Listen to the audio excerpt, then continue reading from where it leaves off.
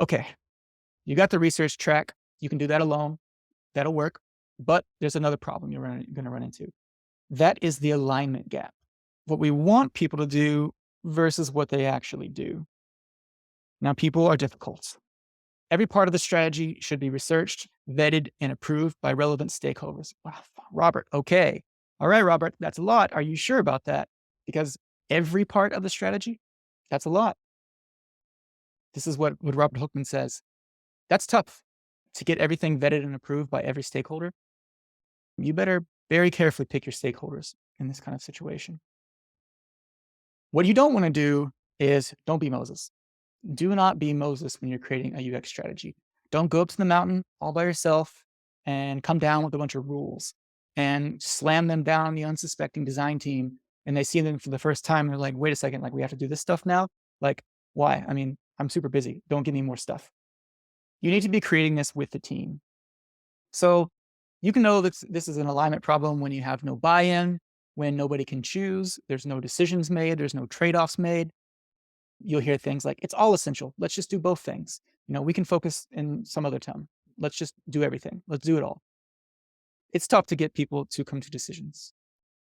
Everyone's going to get attached to their own idea of a strategy. Everyone already has a different idea of what strategy should be.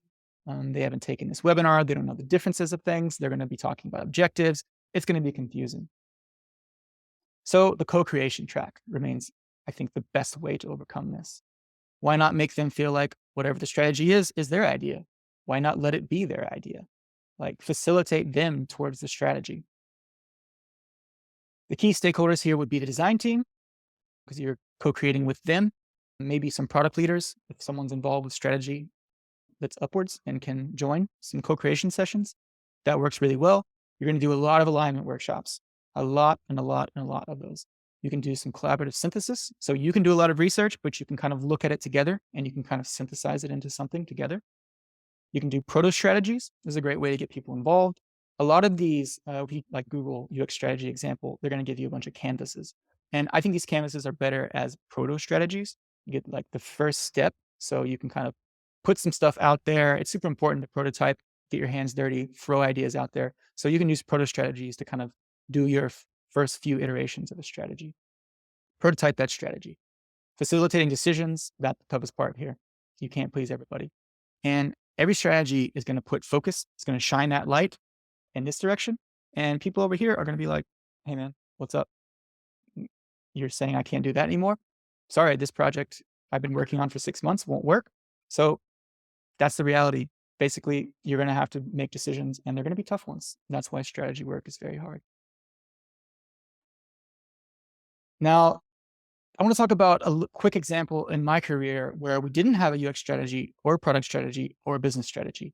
And we sort of barely had a mission and a vision. It was a startup. So you don't start your company with your mission and vision statement, at least not most people. So this stuff might just be undone, or it might be kind of in the founder's mind. What we did was we spent a lot of time working in workshops, facilitating the idea, and it became this. So this is a mural that is the mission and vision for a company I was working for. It's pretty bold. It's pretty, far future. But keep in mind, this was kind of the first time we'd set a future direction at the company. And that was very, very difficult. The whole design team helped out. We were trying to come up with a mission and vision from two founders. They weren't always agreeing. There was a lot of people who took part, a lot of people who disagreed. It was very difficult. I think it took like something like 10 meetings and 4 workshops, something like that, just to get to this. There's a lot of work that goes into these things. Alignment is very, very hard. But this didn't come from us. It was not the design team. We were just facilitating the process. Putting out a lot of post-its, kind of naming the clusters. Like us naming the clusters of what they put out there is the only kind of direction we put on things. And this can be a really great thing you can do because maybe there's not something above you.